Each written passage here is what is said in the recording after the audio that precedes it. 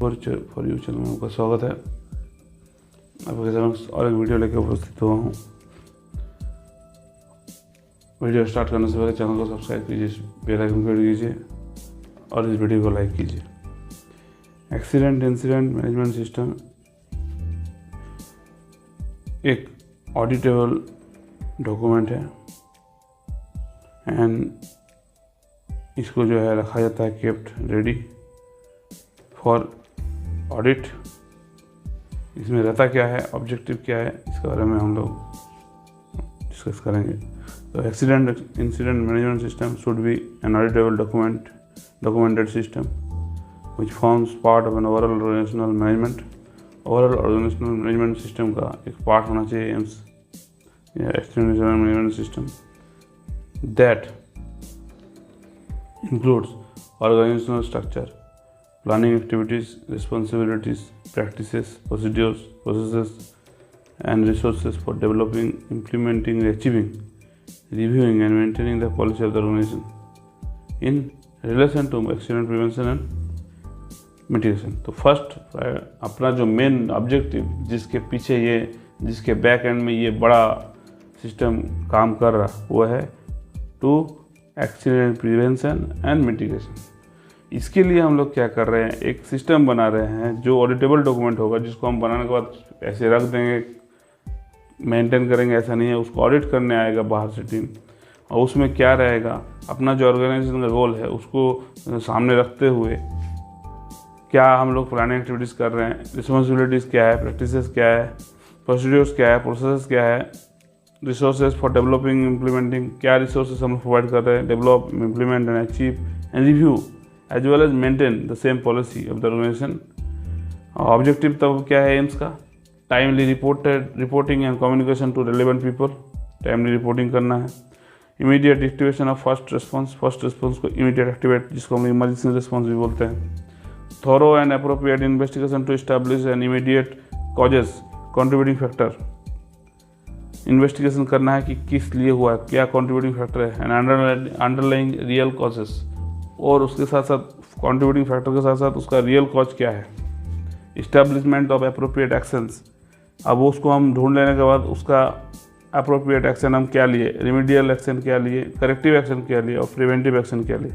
तीन तरह का एक्शन। रिमीडियल, हम उसको रिमेडी कैसे दिए, उसको कम कैसे किए, अब उसको ना हो कभी उसके लिए क्या किए, करेक्टिव क्या एक्शन लिए, और फ्यूचर में रीओकरेंस ना हो उस तरह का, उसके लिए प्रिवेंटिव एक्शन क्या लिए to prevent reoccurrence of the incident. Follow up and review to ensure corrective actions are implemented and they are effective. Setting out clear accountabilities to ensure incidents are responded to, investigated and reported in an appropriate manner. And maintaining records and statistics regarding accident incident and to study trend of cause. किस अगर मान लीजिए regular 4-5 accident हो गया तो उससे क्या पता चलता, ट्रेंड पता चलता है कि क्या हो रहा है। तो हो सकता है आगे भी ऐसा ट्रेंड अगर बरकरार रहे तो और एक्सीडेंट हो सकता है, तो उसको ट्रेंड को तोड़ना है। Effect to enable the mind management to predict and prevent reoccurrence of the similar incident. तो ये एक पूरा सिस्टम है जिसमें हम लोग मेनली एक्सीडेंट को ना हो इसके लिए ही काम कर रहे हैं।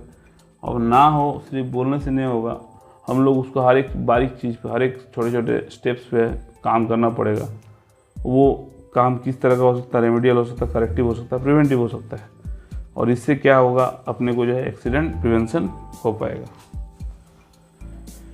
तो एक्सीडेंट जो कॉजेशन, एक्सीडेंट जो होता है तो क्या कॉज होता है, मेनली दो होता है, अनसेफ एक्ट, अनसेफ कंडीशन।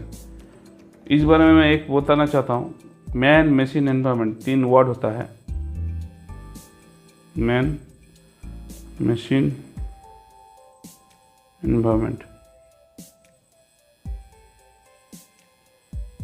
तो दुनिया में जितना भी एक्सीडेंट होता है ये 3 चीज़ से रिलेटेड होता है, या मैन का एरर के कारण हो, या मैन से रिलेटेड हो, मैन के कारण हो, या मैन पैसिवली उसमें इन्वॉल्व है, मशीन एक्टिवली या पैसिवली इन्वॉल्व है, एनवायरनमेंट एक्टिवली या पैसिवली इन्वॉल्व है। बस यही कारण होता है मेनली एक्सीडेंट का। अब उसको हम लोग और भी सूक्ष्म रूप से तोड़ के सब डिवाइड करके अनसेफ एक्ट, अनसेफ कंडीशन 2 भाग में बांटे हैं। ओवरऑल सिस्टम फेलियर, ये ओवरऑल सिस्टम फेलियर के अंदर में आ रहा है। अनसेफ एक्ट में क्या क्या आ रहा है, unauthorized entry to a place, ये आदमी का कारण, कोई जगह में गलती से घुस गया तो कोई अनऑथराइज्ड एंट्री हो जाता है किसी प्लेस में। Operating eight unsafe speed, crossing ए फेंस को क्रॉस करना, फेंसिंग दिया जाता है रोकने के लिए, अगर उसको क्रॉस कर रहा कोई बिना ऑथराइजेशन के। Using haulage road in place of travelling road, safety devices not calibrated timely, ये सब अनसेफ एक्ट्स का कुछ उदाहरण है, और भी बहुत सारे हैं। इट इज जस्ट एन उदाहरण, example.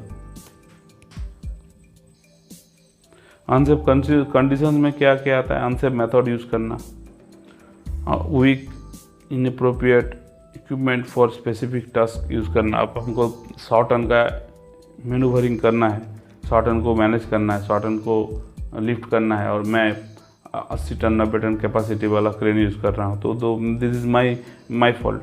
Productive devices not available, unregular unguarded moving parts, etc। अब आता है एक्सीडेंट कॉजेशन मॉडल। तो इसमें basic cause, accident causation model में आता है basic cause, indirect cause, direct cause.